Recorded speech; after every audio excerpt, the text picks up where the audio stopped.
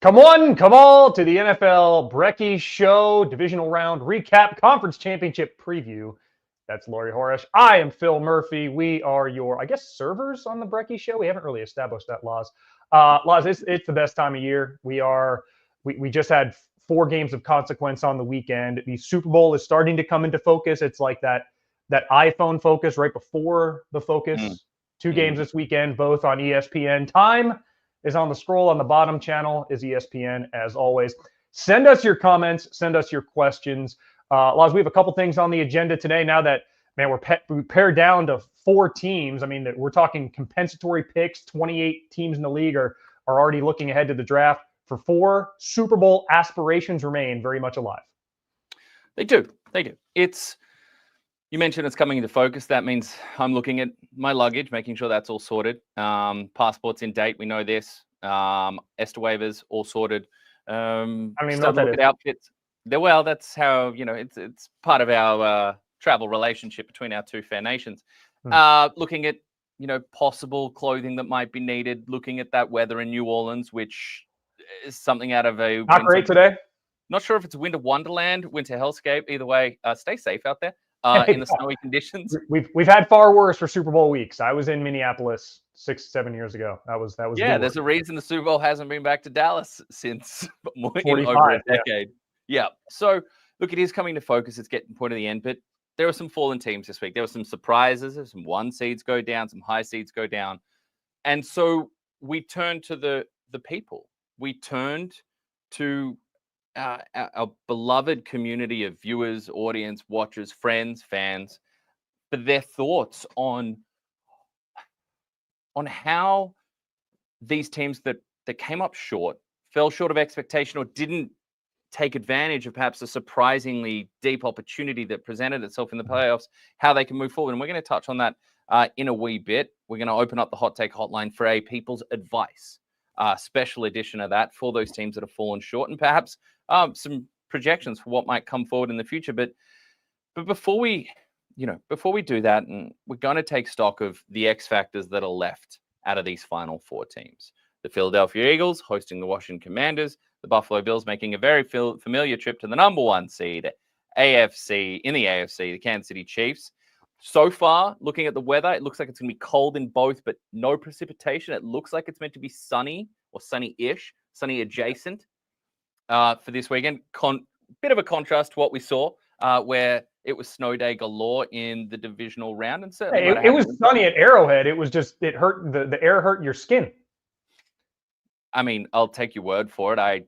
Son of Australia, we don't tend to go outside in those times. It gets to 15 and I'm already looking for, is this extreme conditions where we have to stay home today, particularly back in my school career.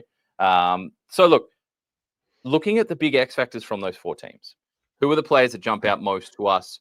If we were going to pick one in particular, only one from each team, so that lends us quite nicely to a little draft action, Phil. You and I going toe-to-toe, drafting, as is a challenge that has been doing the rounds in the postseason as people get their fantasy fix when the fantasy season proper is over.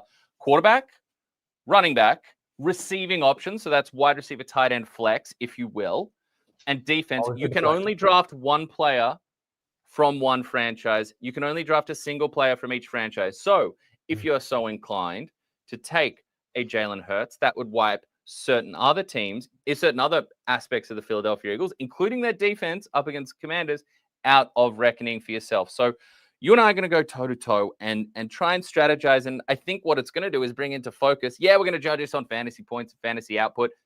We're doing non-PPR because I will not stand for PPR scoring. I know it is the standard scoring in ESPN, but It's standard. Standard. It's the new standard. I am a fantasy purist, and I believe that receivers or running backs on a little running back screen that get hammered 7 yards behind the line of scrimmage for a 7-yard loss. Congratulations. It's now second team. Not just positive fantasy points for that. Setting up future opportunities for the downfield receivers. Now, you tell me you want to turn this into point first down, and we'll run with that. So it will be non-PPR for our exercise today. So, Phil, I believe we have a trusty coin ready to decide who is going to land the first overall pick. I have been winning these coin flips, at least of the very recent past. The last one I can remember. I'm going to let you flip this time, and I'm going to let you call in the air. All right, let me call in the air. I will say, Laws, as well. So we have Team Phil. We have, if you could look in the doc, I'm not sure what your team name is. The Lawsers. Yeah. Sometimes, though, while I'm asleep because of the time zone, which is a constant part of our relationship, while I'm asleep, he'll jump into the rundown and have his little way, little jokes, copyright. Just a little something for him. And then, Laws, we are drafting a best of the rest team for all of you at home to participate. So Laws and I get the top 2 picks, but if the popular demand segments toward the end of the show have been any indicator, you've been a little up and down throughout the year. So if it is an off week, you can play along at home. Might not have the strongest lineup on paper, but these games aren't won on paper. They're won in your television sets. All right. So I'm not going to call it in the air because we've had that go very badly in the NFL before. So it's tails currently. I'm going to stick with tails. Come on, Pink. Pink.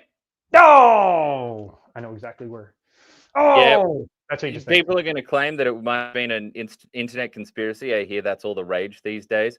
But your stream froze for like 1 second on heads and then just never moved. And then you came back and it was still heads. So I was already settled on what the result was. Some are going to complain that perhaps I had some sort of chicanery going on there. But yes, heads for me. I get the first pick. And remember, so we're doing quarterback, running back, receiver flex, so wide receiver, tight end, a receiving option, and the defense. You can only pick one single player from each of the 4 teams remaining. Look, I've got my board here. It was a decent fantasy season for me. I made the playoffs in a couple leagues, fell short in others, didn't take home a title. Pretty standard fare for my fantasy career over the last decade or so. But looking at this and looking at the separation that exists between these tiers, look, I'm going running back right off the bat. Saquon Barkley, come on down. That's my representative from the Philadelphia Eagles. There it is. This was his shirt had he been drafted by the Pillsbury Doughboys over here. Yeah, well, he's coming to he's coming to my team, and I'm not going to repeat the copy that you wrote on our rundown. But I'm sure you'll screenshot it and pop it on your ever-popular Instagram story within minutes. Yeah, I'm just giving you content ideas now, not that you need that, Phil. So, yeah, Saquon Barkley for me, the separation that exists there at the running back spot. Look, there are other decent options, but what I can get there and what the ridiculous pace that he's on, the fact that I was having a look at the tab market today, and his over-under on rushing receiving yards total is in the 140s. Yeah. Well, just rushing, it's like 135. It's absolutely wild. And he continues to show that he has been everything that you could possibly have, what it looked like on paper with that offensive line. That offensive line gelling with new pieces in there as well, and Saquon being given those opportunities. I mean, whether it's Mekhi Becton completely eliminating people, Jordan Mailata 40 yards downfield, just looking for bodies, looking for someone to, freewheeling, very contact-free downfield blocking, because maybe no one wanted a piece of him downfield. No shots at the effort there of the Rams, but Jordan was just looking for someone to take out. I mean, phenomenal work. The confidence that he has in that backfield, that Jalen Hurts has in him, the entire Eagles brass. So, yeah, I waxed lyrical enough for what was an obvious first overall pick. Come on down, Saquon Barkley. And Laws, he would have been mine as well. And who knew, when we're watching the games throughout the season, 272 NFL regular season games, that in week 11, we would have previews of both of these conference championship games. Washington faced Philly. Kansas City played Buffalo in Buffalo. The locations didn't exactly match up, and it's germane, but I mean, we often say, hey, potential Super Bowl or potential AFC, whatever playoff preview. Just goes to show that over the course of the season, we start to get a grasp of who these teams are. All of those regular season games matter. And I say that to say Saquon Barkley was excellent against the Commanders when Jalen Hurts was on the field. In the Week 11 win, 26 carries, 146 yards, 2 touchdowns. And then even in the Week 16 loss, the terrific comeback at the end by the Commanders, you have to remember Jalen Hurts was lost at the end of the first quarter of that game. And at that point, Saquon Barkley had 7 carries for 109 yards and 2 touchdowns. His numbers ended up modest after that, 22 carries for 41 yards. But in 5 quarters of sample size in that head-to-head, he had 255 yards rushing in 5 quarters, 50 yards per quarter. And oh, by the way, he went over 200 last week. Clear-cut star of this round of the playoffs. And it's why you took him 1 overall. Why I would have done the same. And why he's now chasing, he's chasing the record for most total yards over the NFL playoffs and NFL regular season, held by an old hero of yours. D. There it is. Terrell and Davis, I guarantee, 2,000-yard rusher from 1998 is considered his best season because of the regular season, the milestone. 1997, Denver's first of back-to-back championships. He was just under 1,800 yards in the regular season, and then his playoff form, Laz averaged 145 rush yards per game, had touchdowns in all 4 playoff games, multiple touchdowns in 3 of them, including a touchdown hat trick in Super Bowl 32, Denver's first title, one of the all-time great seasons. The fact that Saquon Barkley is in that conversation goes to show the Giants messed up. And to Barkley's benefit, I mean, what would the Giants have been if they had renewed him? And what would Saquon Barkley's career have looked like had he spent the rest of his prime wallowing behind that porous offensive line? You get him not just a solid offensive line, but on any given day, perhaps the best in the NFL. I mean, no worse than 2 or 3. And now he's putting up an historic season. Yeah, I mean, he has 4 60-yard touchdowns against the Rams. I mean, it's outrageous how outstanding he's been. And credit to him. I've watched him since the university level. A guy who deserves, in an era where the running back's value has diminished, to see a great running back be considered a star, going to run away with Offensive Rookie of the Year, steal some MVP votes, I'm sure, once that balloting comes out. He is a deserved star, and should the Eagles win 2 more games, that's all it would take to win a Super Bowl, he will become one of the faces of the NFL if he's not already. So, Laz, I've waxed poetic on your pick. Yeah, thank you. This is immediately where it gets tough, and why I was cringing at the thought, because there's less strategy with 101, which you have. On the backside, we'll see what remains for you. But now I have to look at scarcity because we have quarterbacks, and for different reasons, these quarterbacks can be prolific fantasy scorers. Josh Allen with his arms and legs, Jalen Hurts primarily with his legs, and then who knows what I watched Patrick Mahomes throw for 177 and 1 touchdown last week, 2 touchdowns. I don't remember how many he had. I think just 1 touchdown, and the Chiefs won comfortably, and that formula may work for the Chiefs to three-peat. I mean, I am tipping the Eagles in this game, so this is a 1 pick for me, a 1-game pick for me. But I'm going Jaden Daniels at quarterback, and a lot of that is because I really don't love the other options that Washington presents. Maybe pass catcher Terry McLaurin, a different position, and you may end up with Scary Terry on your side. But Jaden Daniels, 2 games we saw him against the Eagles, and 2 games in recent weeks, going back 7 weeks. In Week 11, Eagles didn't blitz him at all. The 10.5% blitz rate, 4 times and 32 dropbacks. And Daniels was okay. He was serviceable. In Week 16, I think the pressure of Jalen Hurts leaving the game for whatever reason just made Vic Fangio dial up the pressure, a 33% blitz rate. So they blitzed him 15 times. Washington should pray he tries to do that again. The Eagles defensive coordinator, Vic Fangio, that is. Daniels against the blitz, 9 for 13 for 177 yards, which at that point was his career high. He surpassed that against the blitz against Detroit last week. 3 touchdowns, no interceptions. He had a 96 QBR against the blitz. He had 2 picks in that game, that Week 16 win. Both of those were against standard pressure, as was his only sack. So the Eagles should not try and blitz Jaden Daniels, but I hope they do, because he operates so beautifully pre-snap, so quickly after the snap, so efficiently.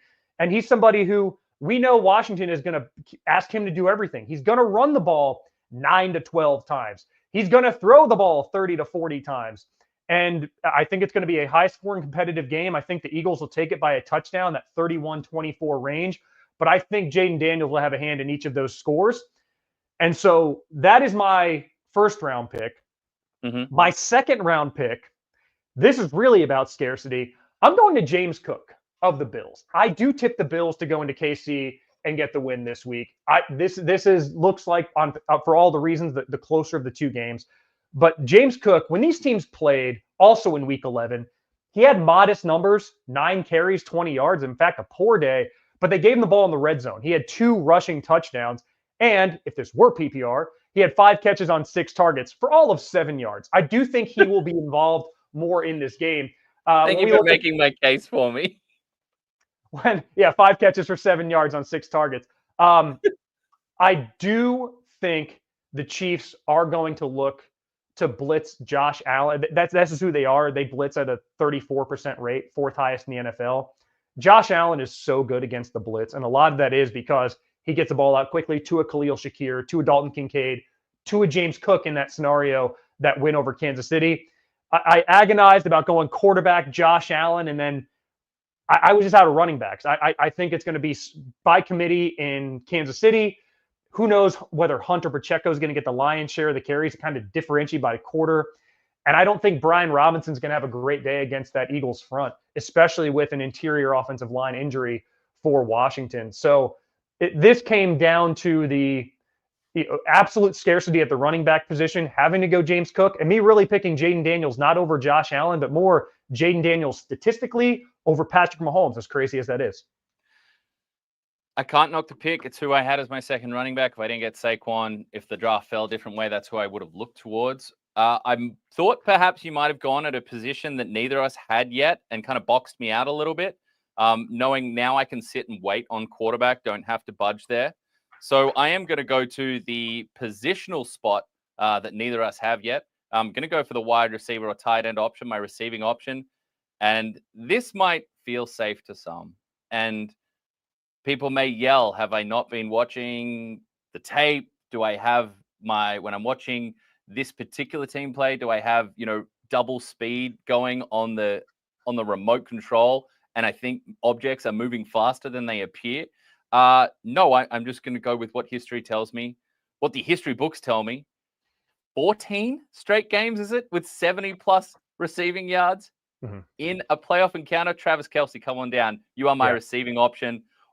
Look, I know that the Bills defense has certainly added some big names back on the back end of this season, and much will be made of I'm sure we'll get feature pieces on the Matt Milano return and what he means in this familiar contest. But middle of the field, Arrowhead, frosty conditions, stars in the booth, stars up in the box, watching down. But look, we saw Travis Kelce turn it all the way back on, going over into the century mark and a big touchdown with a nonchalant celebration. Like, what, you really think I didn't still have this? Do you know that the calendar turned over? It's winter. It's a new year. We're playing January football and we're trying to play February football. So Travis Kelce, come on down. If anyone's going to stop the streak, it's my picks this year. If anyone's going to end it at 14 games in a row, it'll be me. So Kansas City Chiefs fans might not be happy about it, but yeah, Travis Kelce coming down. You are my pick there. So I've set my skill spots up there with Saquon and Kelce.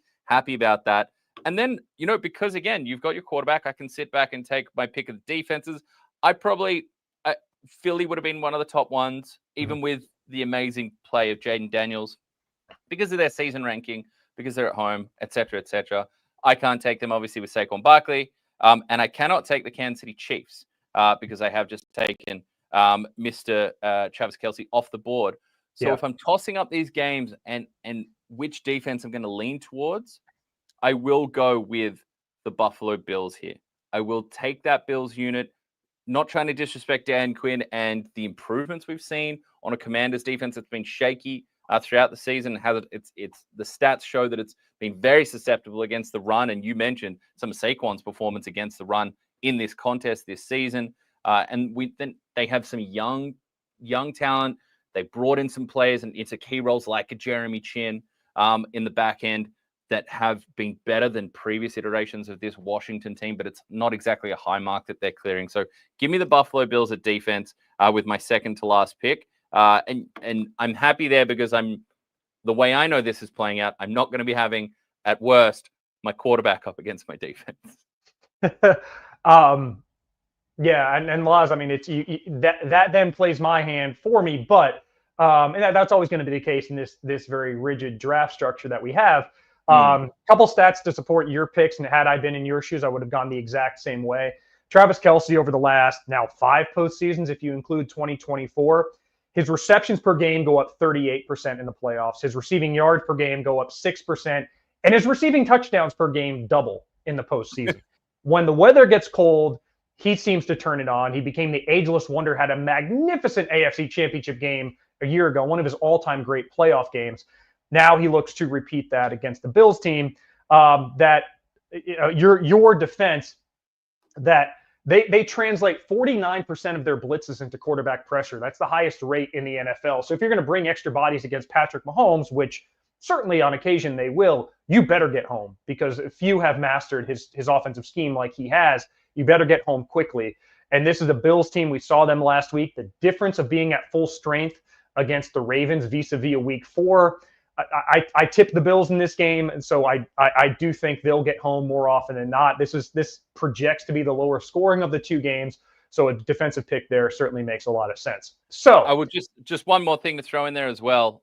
The Mark Andrews headlines in terms of the tight end spot are certainly going to want dominated that Bills Ravens encounter in the aftermath of it. But don't sleep on exactly how productive those tight ends, both of them were. Isaiah Likely and Mark Andrews both had big days against that Bills defense. And those two did, but over the course of the year, the Bills were, top third in the NFL in receiving yards per game allowed to tight ends. Now, how much does that matter? The Chiefs' great defense, they allowed the most yards per game to opposing tight ends over the course of this season. Isaiah Likely, you remember, had a great game against them all the way back in week 1. So, Laz, my options here, I have pass catcher and defense. Correct. That I have left to choose. So that gives me, I have to go one way because you have KC pass catcher. So I then have to go with, I have Philly and Kansas City as my two unused sides. I could have gone Philly defense with KC pass catcher, but you've taken that. So I will need to go Kansas City defense and Philly pass catcher. So Philly pass catcher, there are two options on paper that it comes down to. Do you fancy AJ Brown or do you fancy Devontae Smith? And just Philly's been so streaky, man, with how their offense is operated. You remember the first 10 games of the season? It was a little bit of certainly Saquon Barkley had great games, but they were always looking for an opportunity for Jalen Hurts to go over the top. He had passing a completion over 40 yards 8 times in the first 10 games. He hasn't had one since. And it's been a lot more possession-based, and talk to the rift between he and A.J. Brown. Devontae Smith has, 6 straight games of at least 4 receptions? He's the more consistent option. I'm tipping Philly to win, so I'd rather take 2 measures of consistency. If you told me I'm getting back-to-back games of 5 catches, 70 to 80 yards, and 1 touchdown over the 2 by Devontae Smith, I'd take it. A.J. Brown, he's capable on any given day of being a top 3 receiver in the NFL, but with Devontae Smith's form, his ability to do damage in a lot of short pass catch, yard after the catch situation, then certainly he does present a vertical threat. I'm going to go with Devontae Smith as my Eagles pass catcher. And then that leaves the Kansas City defense. I think that game is going to be lower scoring. I'd be surprised if the Bills turn it over. I mean, they have a plus 27 turnover margin. This millennium, it's the second best of any team entering this round of the playoffs. Josh Allen hasn't turned the ball over in 4 playoff games. So you could make a cogent argument that maybe the Eagles will get a couple turnovers, have a higher scoring defense, but just with how things went, I couldn't pick them here. That's going to be probably our fans' tip, I would imagine, the Brekkie Show bunch. But yeah, Kansas City, they had a 56% pressure rate against the Texans. They're not going to replicate that, especially with how much they blitz C.J. Stroud in the fourth quarter. Frankly, that interior offensive line in Houston is abysmal. Needs to be priority 1A in the offseason. Kansas City had 23 pressures in that game. 8 sacks. George Karlaftis had 3. I think they'll get to Josh Allen a couple times. I do think this is a defensive game. So this is the pick. I don't think it's going to – Kansas City's defense, I'd be surprised if it made much of a dent either way. But those are my 2 picks. Devontae Smith, KC defense, rounding out the Pillsbury Doughboys. Well, Phil, I just think it's really interesting that, you're going to be on the ground in New Orleans for the Super Bowl, as I will. If the Philadelphia Eagles happen to be there, I just feel like Dallas Goedert might be a little upset with you if he happens to catch the stream. You didn't mention him as one of the big receiving options that you could have picked up. Hey, he could feel besmirched. I could have. You could have. Hamstring concerns, vertical threat for either wide receiver on the outside. I think wide receiver was the best option for one of the teams we had, and that was the one that you took. All right. That leaves me with my quarterback. I've waited on quarterback. Not an unfamiliar spot for me to be in. I need to take I need to take I've taken a Philadelphia Eagle. Mhm. I have taken a Kansas City Chief. Mhm. I have taken a Buffalo Bill. Okay. You I'm going in a Marcus spot. Mariota? I'm going Marcus Mariota, apparently.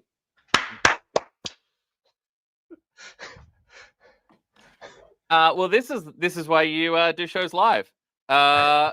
Because I have wound up in a spot where I 100% should have taken the Washington Commanders defense. Yep. I have Galaxy brained it. I was going to take Josh Allen. I am really in a great spot now. And this should go really well. I'm going to have to beat you without a quarterback, essentially. Can't take a backup quarterback from any of the other teams. Yeah, you got to love live sport. I did not see that coming. I may have written something down on my live draft board as we were moving. And 100% should have taken Josh Allen. Bizarre move there. Utterly bizarre. Unconventional, Cotton. Let's see if it pays off. That is, yeah. I have Jason Bateman flashing into my cerebral cortex right now. This is good stuff. I'm feeling confident. I have full faith in Marcus Mariota should he be given the opportunity and rushing down to pick up the necessary fantasy. Watch Saquon do it for you though, because he could go for 350 and like 4 touchdowns over these 2 games. There we go. So I'll be playing with a backup quarterback because for some reason I decided to pick my defense before my quarterback, thinking I could wait, which was fine as long as I didn't box myself into taking an illegal quarterback. It does mean that our AI team, our leftover team, will have their pick of quarterbacks and must be happy with Josh Allen probably sitting there for them. Cool. So with our leftovers, Phil, now that that's done, and that's special. That's some of my finest work. As you can probably see, the realization started to dawn over my face as I ran through my draft board. I would think for our leftover team, Yes. it will be Josh Allen at quarterback. Is that fair to say? Or would you rather we you could go Josh Allen, Terry McLaurin, and then either one of the KC quarterbacks, or you could go Jalen Hurts. You can go Jalen Hurts, Khalil Shakir, Brian Robinson. No, what defenses remain? We have Buffalo and KC, so they need an NFC defense, right? Yes, they need to take Philadelphia or Washington. All right, so we have what if we did Josh Allen, Terry McLaurin, Philly's defense, and then your pick of the KC running backs, Kareem Hunt, I would imagine. Yeah, probably Kareem Hunt for the go-ahead plow. Yeah. That's probably the best way to do it. Well, this went terribly. This is why you don't do this is why you do live drafts. This is an area that I have comfortably had. We could clip this, and then in our pre-draft. No, I'm good. Whenever you're critical of Jerry Jones's drafting history, we could just. I'm good. Yeah, see, you know what? That's what I'll blame it on. It's finally caught up to me. It's actually an audition for a Dallas front office role. Well, you know, my recent success in my fantasy lineups might have been better than the current front runner success running offenses for the front running favorite. Next Cowboys head coach, but we'll touch on that. He's trying to talk himself out of this. This is great. No, there's no talking your way out of this. I was so happy with how those first 2 picks went. I couldn't believe I got Kelsey on the way back. All I needed to say was Josh Allen next. Plus, I made a chart to avoid this myself. This is my chart. I made a chart too, and I literally had Allen as QB1 for the week. Nevertheless, we move on. That is thankfully over. If I beat you, though, I've opened the window. If I beat you without a quarterback, one of the great victories and one of the rare victories. It's beating me with a backup quarterback. It's Kenny Pickett. We're going to ask you to do, just don't stuff it up. Don't run over. Laurie talks about the guys he wanted before actually drafting them. Is his last name Ashley Jones, and Horesh has been a cover-up the whole time. Yeah. Not the first time it's been raised whether Laurie Horesh is an alias, and some prior embarrassment led me to flee states or nations and change my name. Just out of social embarrassment. Moving on. We do have a next loaded segment, don't we, Phil? Well, so are you gonna make a draft for are you gonna make like a graphic for social media for this? Just of our teams. Yeah. Can you find the Marcus Mariota headshot in Commanders colors? Is that? Yeah, I'm we're gonna pivot on the weekly content this week. Maybe look at some of the hot take hotline. What a great way to segment into the hot take hotline, brought to you by McDonald's. And we have breaking NFL news. Oh dear, this can't be good. No, it's the new offensive coordinator for Mike Vrabel's Patriots. Oh yes, familiar name. New boss, same as the old boss, Josh McDaniels. Yeah, it's that reset in New England really took hold. It wasn't just the head coach that changed. It really was the culture, the foundation, the direction, the franchise. They really did steer it in a brand new world, if you will, not to steal copyright from a beloved Disney product, but it's a whole new world. Not so much. What we have there is just the New England Patriots veering back towards their prior history. Josh McDaniels. Mm-hmm. Is he the man for Drake May? I have more faith in Drake May than I do in Josh McDaniels. We'll see how the marriage works, but with Vrabel coming back into the fold, this is not. And they have a lot of draft capital. They have a lot of offensive needs outside of quarterback. The receiving room is thin. The offensive line, not great. They don't exactly have Saquon Barkley or Derrick Henry to turn in the ball to, but they have a crap load of cap space and a crap load of draft capital. Really wanted to enunciate there. And they have that to work with in the offseason. But those are going to be the guys pulling the strings.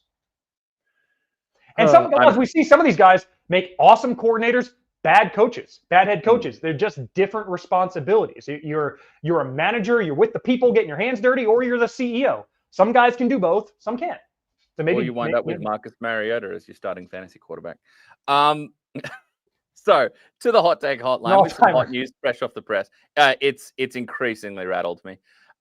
Let's take a look at some of what we did this week was we opened it up to advice. We wanted your advice, put it out there, advice for the fallen playoff teams and whether they look to rebuild, retool, what they do going forward. But before we get to that, and we got some great submissions in. We also got a great submission in a couple of weeks ago, back on January 11th. Yes. This was from, and I owe a shout out here, this is from Jamin Fenton, who came out with his bold predictions and challenged me personally. I'm here just taking losses at this point.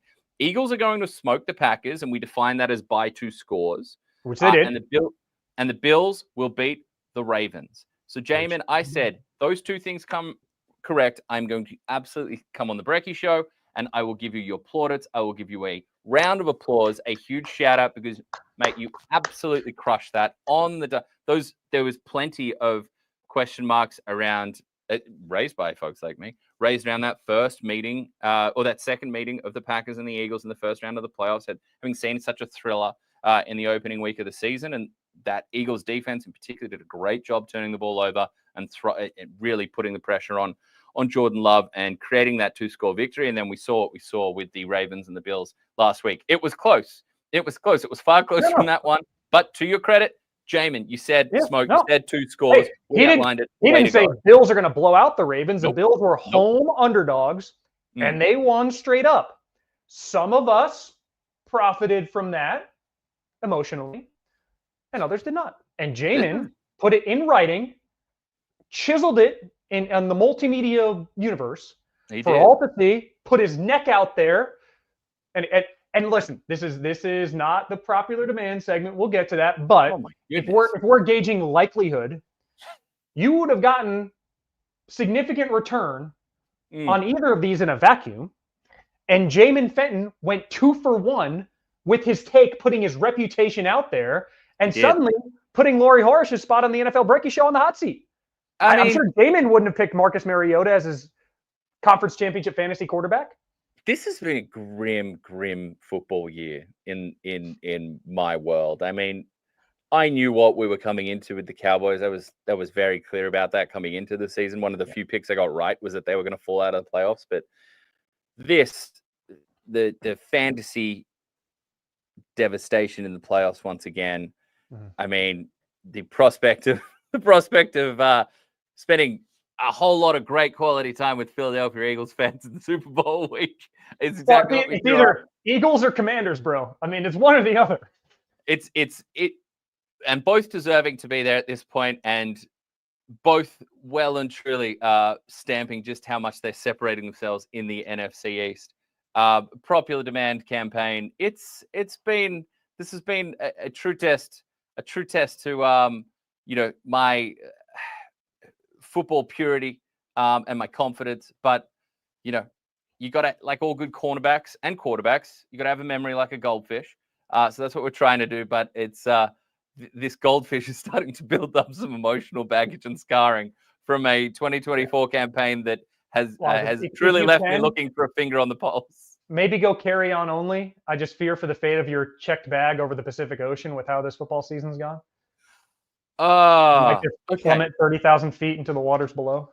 Landed So in I might be Guam. one of the playoff losers that we need to be providing insight for and providing Here. advice for going forward. I But have a shirt for you. I'll bring this shirt for you, just an Uh-huh. extra shirt in case you need it, because he might be the one to carry you to an unlikely victory in our competition. Because if you get it, it's probably going to be because of that guy. Maybe Or it was Marcus Mariota doing the Phil Simms, Jeff Hostetler thing. The Nick Foles, Carson Wentz thing. QB2 saves the day.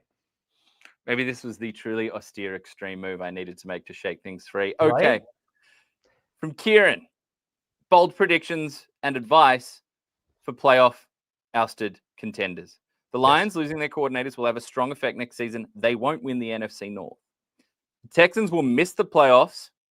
Interesting. And the Rams hit a reset button, moving on from Stafford and Cup because they're confident they can draft the future like they did this season, which actually pairs quite nicely with another one we got in from John Lloyd Roberts. My advice for the Rams is to trade Stafford, Puka, Cup, and Verse and build for the future. His Seattle Seahawks fandom is peeking through there just a little bit, going that little bit step too far. Where did I lose them? Where did we lose them? Probably when you brought up Jared Verse and particularly Verse and Nakua. But his tape against the Eagles. Good night, by the way. His tape in the playoffs. His tape in the 2024 campaign as a whole has just been a freight train. Yeah. Let's start with that bottom one there. Let's start with the common thread there, the Rams hitting a reset button. Realistically, moving on from Stafford and Cup. I don't think the comments we got from Stafford suggest that this is it. I don't think the play we got from Stafford suggests that this was it.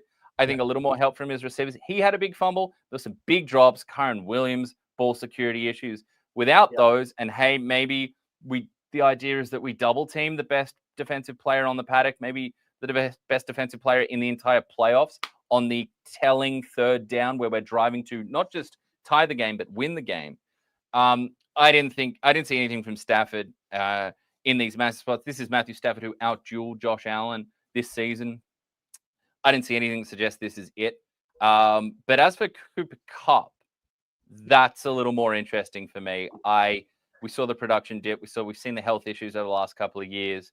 We saw a annoyingly viral post that was going around on social media, screenshot and shared on every different platform, that Cooper Kupp has the same 1,000-yard seasons as Kenny Golladay. That's been doing the rounds. Kenny Golladay have an offensive player of the year? Yeah, Triple Crown. Let's look at points. Let's go to output per game, et cetera, et cetera, et cetera.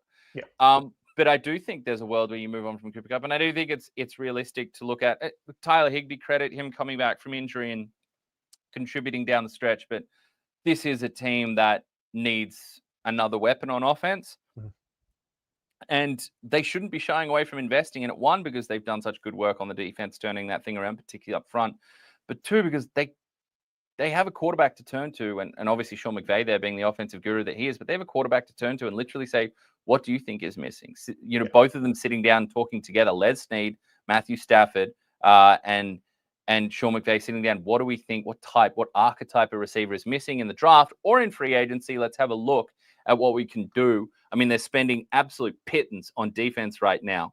So I'm just vamping quickly while I look up the Rams cap space for 2025. It's adequate. It's top half of the league. Yeah, $46.5 million with moves to make, I'm sure. So and the ability to create some more space. So what do we think is missing? We have Puka Nacua. Are we going for a big body size guy? Because people are going to immediately think, do we get a lean back into the old Rams, the aggressive Rams? Are they in the T. Higgins market? We're looking for something that's a little more speed-based. What role are we trying to fill here, and what prototype would we like to bring in at the receiver spot? But I think it's very realistic that Cooper Kupp declining asset. This is a team that has moved on from those players in the past. Big name players, big name franchise pillars. Jalen Ramsey is not a Ram anymore. This has happened. So yeah, I think for me, Stafford will be there and should be there, and I hope he's there because he's still playing fantastic football. He didn't play a losing hand and a losing quarterback game. It just so happens that ball security matters. He was a little part of that, but there were far more around there from drops and fumbles that cost the Rams that one. Yeah, Loz, this is the value meal on the Hot Take Hotline, brought to you by Macca's. Kieran, we appreciate the frugality there, getting all the hot takes in one, because it is each of those topics is worth exploring, and we will. But since we're on the Rams, Loz, I mean, we're a Matthew Stafford route progression away from the Rams being a home favorite against the Commanders this week, and that having been the NFC Championship game we're dissecting. Tyler Higbee was open on that pivotal late game sack, I believe was the result of the play. And it was just that the margins are that small in this league. But now as the Rams go to reset, surprise, they don't have a ton of draft capital. They have more than recent years. They do have a first-round pick. And boy, did they hit their first-round pick out of the park with Jared Verse last year, Defensive Rookie of the Year runaway, and looks like somebody who is going to be a career wrecking ball on the defensive line. I mean, gosh, I know you said the entire playoff tape. The Eagles tape in particular was staggering how impressive it was for a young man, just 24 years old, just not even approaching his athletic prime. It's 4 or 5 years away. But the question is, how and where do we get better? And the other parts of this question we'll explore who might be progressing, regressing year over year in the NFC. I don't think Matthew Stafford was giving any, asking us to read between the lines on his response to the question about his future. He's 36. We know he's in his twilight. Look at the tape, though. He has a lot left in the tank. But for the Rams, it's kind of win now, and it's a 2 and 3 year window. So trading away a declining asset in Cooper Kupp, if somebody's keen to give up a day 2 pick for him, sure, jump on it, but you'd want to get somebody who's NFL ready. And Puka Nacua is the clear wide receiver 1. I mean, I think they need depth behind Kupp and Nacua, but if they want to get away from the $27 million US they owe Cooper Kupp over the next 2 seasons, I believe. He has a big dead cap total this year, and then it really drops down. He's 32 years old, possession receiver. He's not Tyreek Hill, where you worry about how much is speed going to matter. There's some route running savvy. So yeah, if they can poach, say, Denver's 2nd round pick and say, hey, this guy can be a veteran presence in a locker room and still contribute for a few years. Denver's used that before with some of the receivers they've added on Super Bowl runs. If you can go into somebody like that, or even a Pittsburgh, and try and poach a day 2 pick from there, sure, but you're going to need pass catchers. They could probably use some more offensive line depth. Who couldn't? Just another presence in the defensive back end. And all of those things are attainable for the Rams. As I look around the NFC West, I wonder what Seattle's going to do year over year. Sorry, John. The take was perfect. It had me cracking up.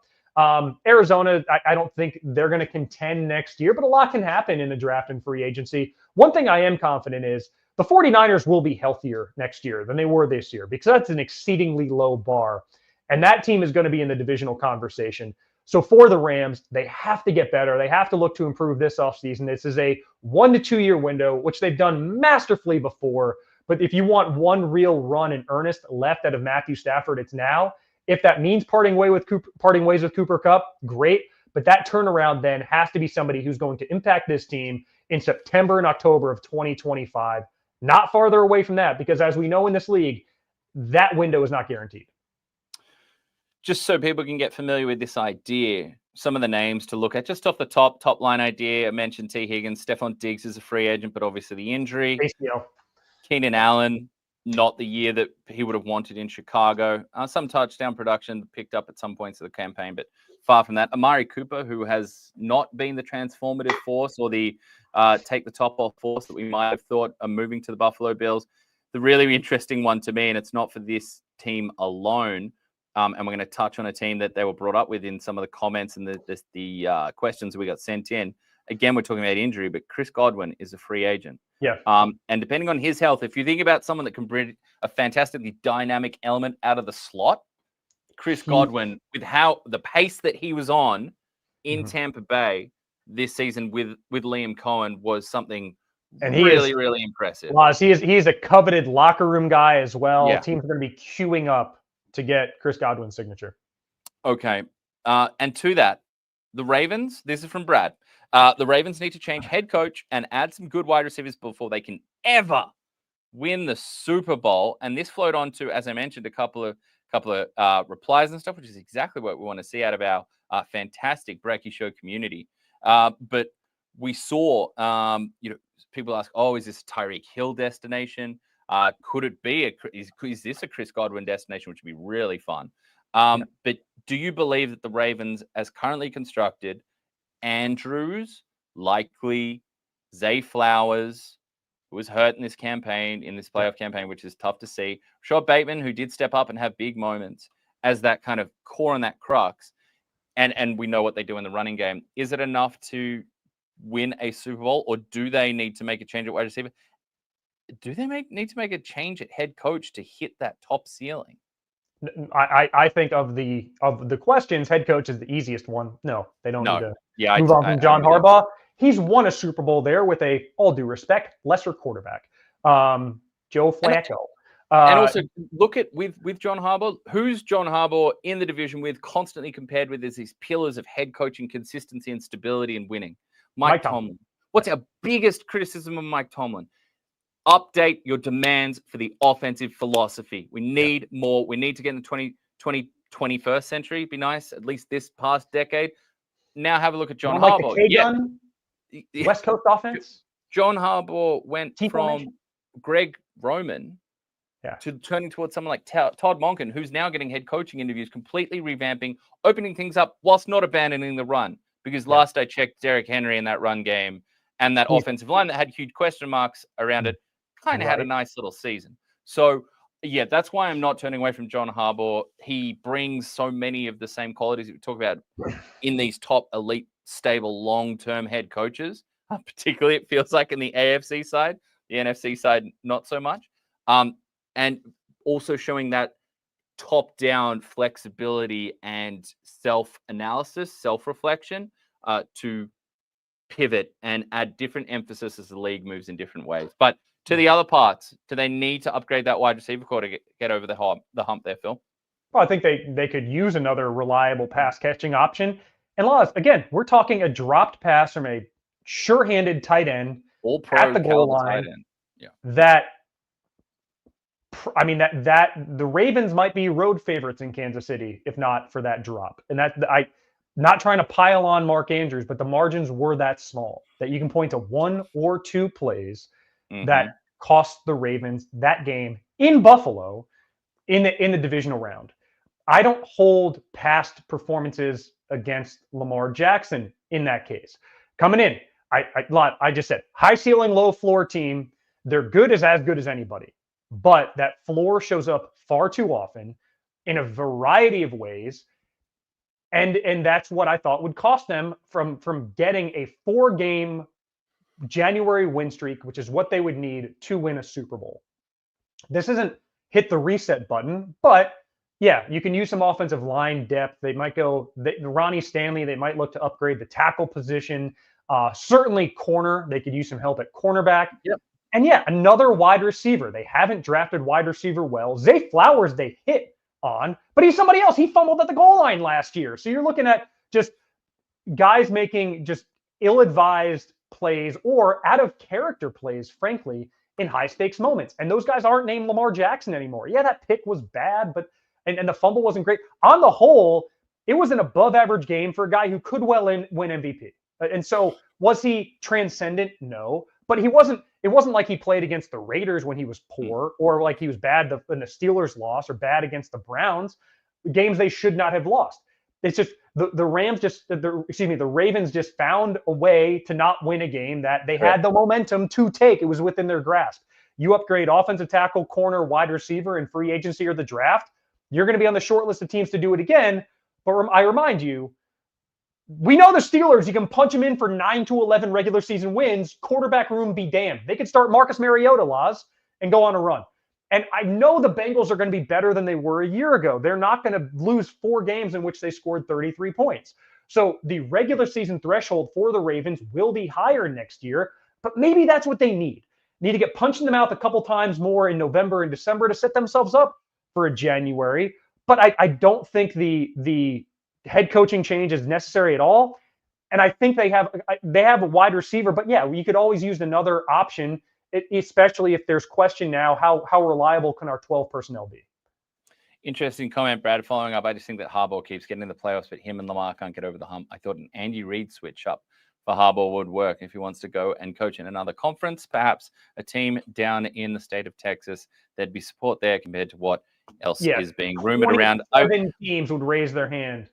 And again, just because we're heading towards the offseason, just provide some context around this conversation. Look, $17 million in cap space for the Ravens, enough to work with, create space, work some things around, particularly when you've got a quarterback on a long-term deal that you can press buttons and hit switches. But just the way, and I agree with what you laid out there, and the final note I'll make on that is just think about it from an opposing defensive coordinator standpoint, right?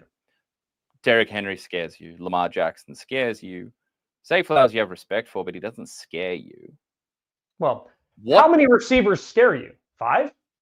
Oh, no, there's more than that. I think there's the big names, but I think like you look at the form of someone like Scary Terry of late, and I think he scares people with the connection that he's had.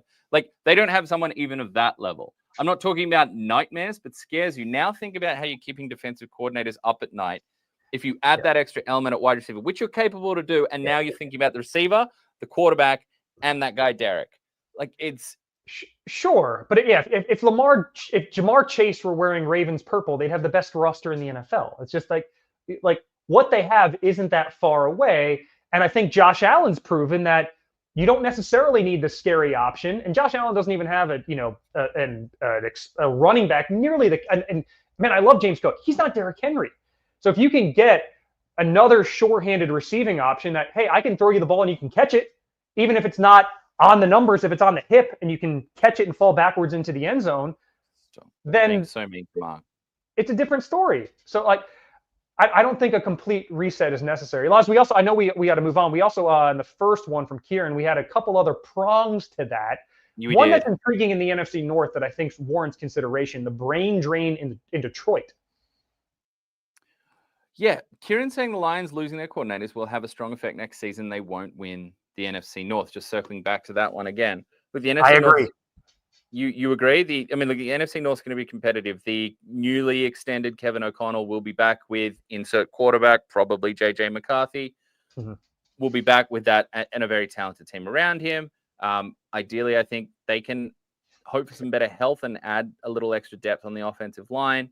We'll see what the defense looks like. I imagine Flores will be back. It doesn't look like he's front running for any head coaching opportunities at the moment. So you have that with the Vikings. We've seen the Chicago Bears make a change. No one is going to be writing checks about the Chicago Bears making the playoffs again. Off the back of an interesting regime change or an interesting injection of talent, as much as I'm interested very much so in the Ben Johnson hire. And then you look at the Green Bay Packers. Another team, do they need to add a scary receiver, a level up tier, higher tier receiver to make a big difference in that passing game? As you know, the ball security issues came flooding back in, and for Jordan Love, those first half of the season, the pre-Toyotathon, ball security issues came flooding back in the postseason. They won't win. Look, I think Dan Campbell's been pretty upfront that his expectation that they're both gone. We've seen one gone. Aaron Glenn, this sounds like it could be signing moment any second with the New York Jets. He's highly favored by that organization, whether that he sees that marriage, a former Jets, a big name former Jets player in his time. Notably, the Dallas Cowboys have not requested to speak to Aaron Glenn in this process, at least publicly known. So, do the Lions fall off? I worry in particular, I think with the offensive line that's in place there, some of the coaching stuff that's been in place there, I think there's an ability to try and weather that brain drain. Honestly, my big question is around Jared Goff. That was not a friendly showing with some of those interceptions, sailing passes by an absolute mile, blinking against a rookie quarterback. It was such a stark moment. The comparison between himself and Jaden Daniels, I know the question is around brain drain, but I'm actually looking at that quarterback spot. He's been fantastically productive since becoming a Detroit Lion. He's fit in so well there. He's beloved in that locker room. But that type of loss in that type of spot, I have a real fear of the hangover there for the quarterback. Well, Lawson, it's kind of hand in glove. I think a lot of Jared Goff's success during the season was a byproduct of the play calling and scheme of Ben Johnson, who now exits. In Detroit's favor, you have to imagine they're going to be healthier defensively. It is, I mean, one of the more costly at every level of the defense. They had multiple starters gone for significant time, and many of those season-ending injuries, namely Aiden Hutchinson, who was barreling toward Defensive Player of the Year consideration, or forget consideration, barreling toward Defensive Player of the Year. So if you remove both coordinators, and remember, Detroit, they had head coach, OC, DC together for 3 years. Yeah. The only team in the NFL to have their triumvirate in place for 3 straight years, translated to a 1 seed for the first time in franchise history. 2/3 of those are probably gone. Personnel, love a lot of what they have at the skill positions and the contagious demeanor of the head coach. I don't distrust the hire, but we know how close are the objects in the mirror. I think Minnesota's gonna step back because of the quarterback turnover. You give the keys to a rookie, in all likelihood, JJ McCarthy, and say, I don't think it's like, all right, we'll go win 14 games, JJ. What Jaden Daniels did in Washington is uncommon. I think McCarthy's going to be a fine pro, but I think it's closer to a Bo Nix arc than Jaden Daniels in his rookie season of 2025. I look at the Packers, a team who themselves had pretty significant injuries down the stretch, especially on both lines. Jeff Hafley, that defensive coordinator, seems to have figured some things out. All 4 teams in the North have cap space, so they're all in a position to add and acquire through free agency, and they all, especially the top 3, have a decent draft history. So I think for the Lions, it's not going to be a plummet, but tell me you don't foresee a situation in which the Lions go 11-6, Packers go 12-5, and the Vikings and Bears are in that 9-10 win area. I think it's conceivable on all parts. And I think the Packers, with another year under Jordan Love and a little bit more stability in their coaching ranks, I think they're poised to overtake both the Vikings and Lions atop the NFC North next season. Okay, the last point from this one is forget the North and forget the NFC. Let's go to the AFC and the South. The Texans missed the playoffs. I think we'll look back on this Texans season and be able to account for some of the slide back from CJ Stroud. The offensive line took a massive step back. There's a clear glaring issue. The Joe Mixon signing, from what we saw of his tape, I think it's certainly, or adding the Joe Mixon addition, it certainly proved fruitful, and they got a far more productive work out of there and a more potent running threat, if not for limitations in terms of the blocking in general. I think there were some signs there that Bobby Slowick needed to reimagine that run side of things. But we're talking about one common denominator within all that, and that is that foundation of the offensive line. So there's a glaring issue there, but the defense took another step in the right direction. One of the better defenses across the NFL. They have name brand home run talent there. Singletary has, looking at Singletary. I've got old Texans running backs screaming through my head right now. Derek Stingley in the back end there has put himself up as one of probably the 3-4 best cornerbacks in the NFL. I mean, I think we're talking about Pat Surtain, who in my mind should be Defensive Player of the Year. I think we're looking at a rebound season from the likes of Marlon Humphrey.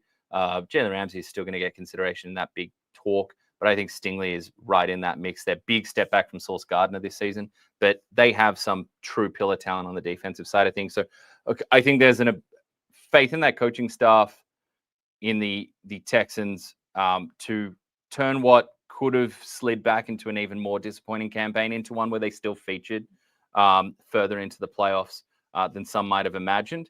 And look, progress isn't linear, and we forget that sometimes with quarterbacks. How many phenomenal rookie seasons have we seen that slow or don't continue that upward trajectory straight away?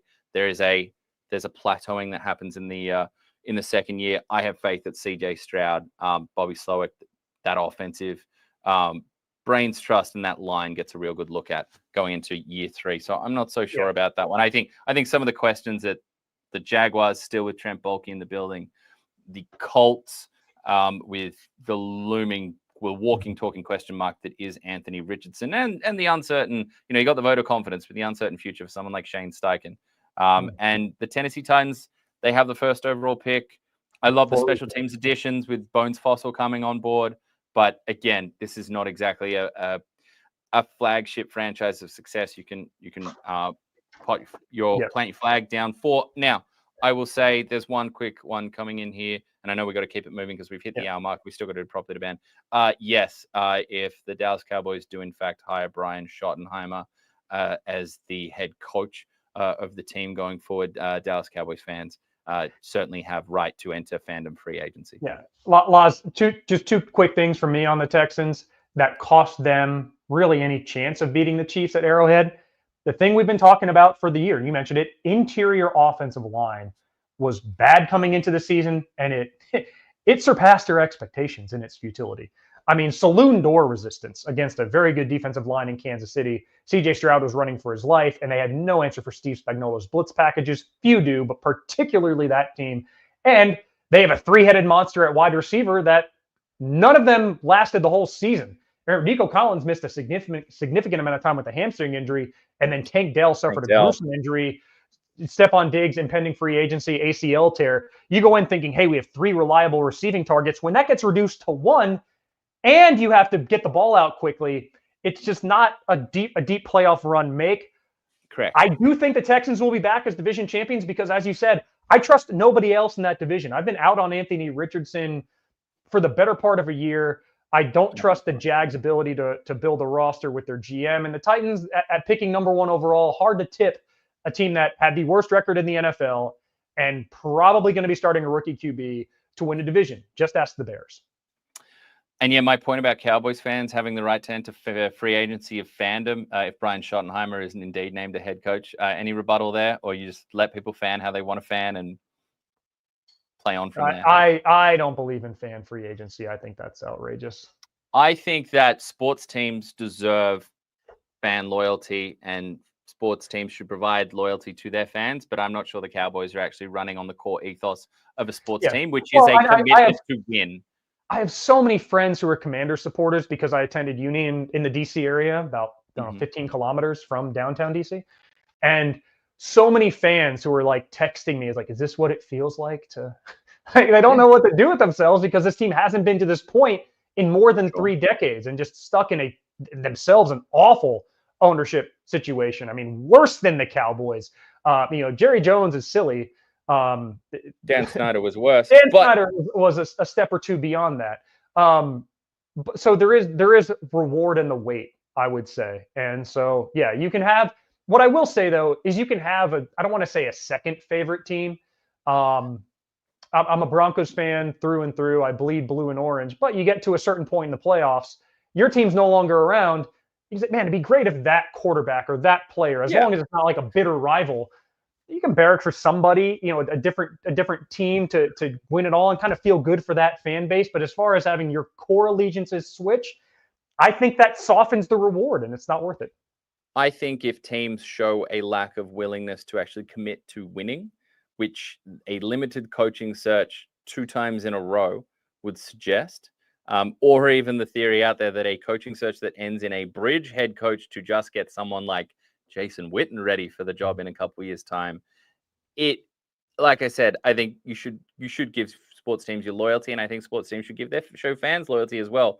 But I think that contract gets broken if the core ethos of a sports team, which should be to win championships, is clearly not at the forefront of the operation. Well, Oz, that'll do it for this edition of the NFL Brekkie Show. Next time you and I chat, we're going to know the Super Bowl matchup.